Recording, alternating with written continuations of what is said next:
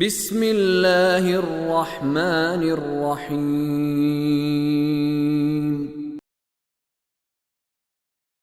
یا عبادی الذین آمنوا ان ارضی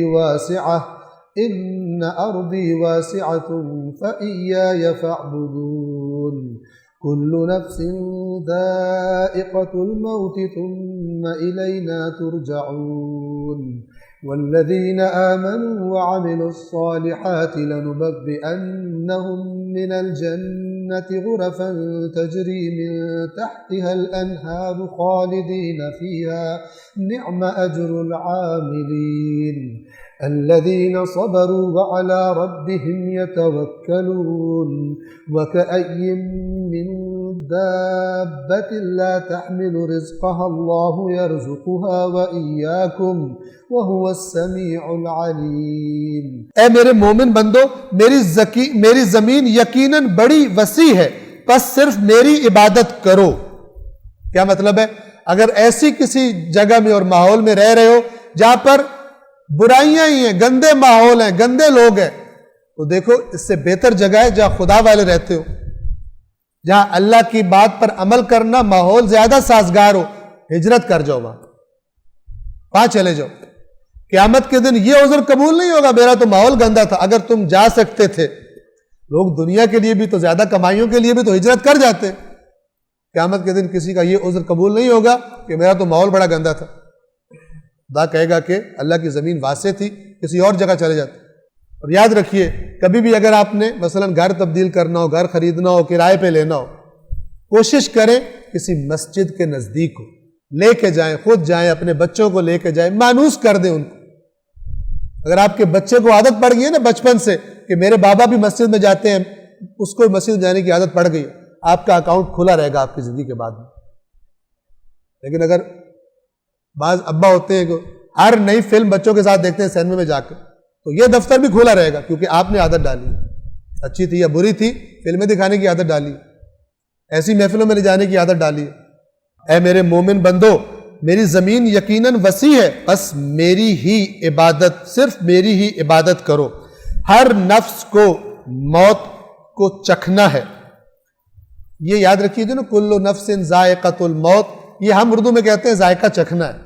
ذائقہ کہتے ہیں چکھنے کو، ذائق چکھنے والا، ذائقۃن چکھنے والی۔ اور چونکہ لفظ نفس عربی زبان میں مؤنث ہے، عربی زبان میں نفس کا لفظ کیا ہے؟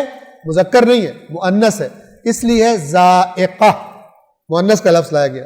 ہر نفس چکھنے والا ہے موت کو، نہ کہ موت کا ذائقہ۔ ذائقہ کا مطلب ہی چکھنا ہوتا ہے، ہم اردو میں یہ لفظ استعمال کرتے ہیں۔ ہر نفس موت کو چکھنے والا ہے، یعنی اس کو موت کو چکھنا ہے، پھر اس کے بعد تم ہماری طرف پلٹائے جاؤ گے۔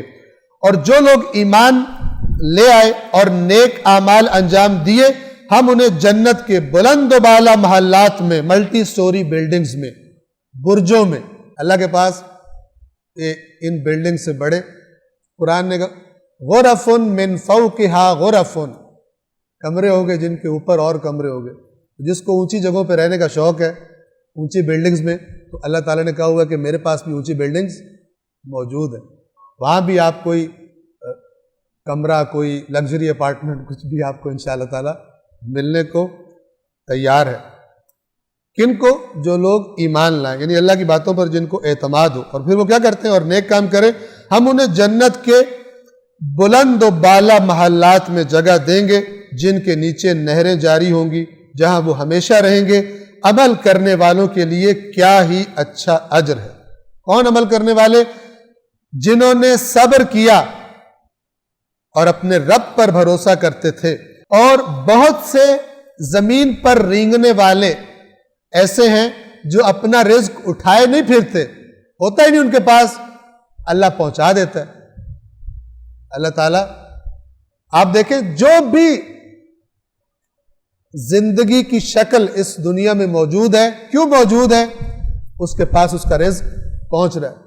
وہ ہوا میں ہے، وہ زمین پر ہے، وہ زمین کے نیچے ہے، وہ پانی میں ہے، وہ کسی اور مخلوق کے پیٹ میں ہے۔ وہ ایک جگہ میں پڑھ رہا تھا کہ ایک بیکٹیریا جو آپ کے معدے میں ہے جو آپ کی غذا کو ہضم کرنے میں مدد دیتا ہے، جب آپ مر جائیں گے تو وہ آپ کو ہضم کرنا شروع ہو جائے گا، یعنی آپ کے بدن کو کھانا شروع ہو جائے گا۔ تو ہر ایک کو اللہ نے اس کا رزق پہنچایا ہوا ہے۔ بہت سے جانور ایسے ہیں جو اپنا رزق اٹھائے نہیں پھرتے، اللہ ہی انہیں رزق دیتا ہے، اور تمہیں بھی، اور وہ بڑا سننے والا اور جاننے والا ہے۔ اور اگر آپ، یعنی یہ خاص طور پہ ان کے لیے کہ جو سمجھتے ہیں کہ حلال سے تو نہیں ملنا مجھے، حرام سے کھا لو۔ خدا کہتا ہے دیکھو تو صحیح کتنے ہیں جن کے پاس ہوتا ہی نہیں ہے، لیکن خدا انہیں بھی زندہ رکھتا ہے۔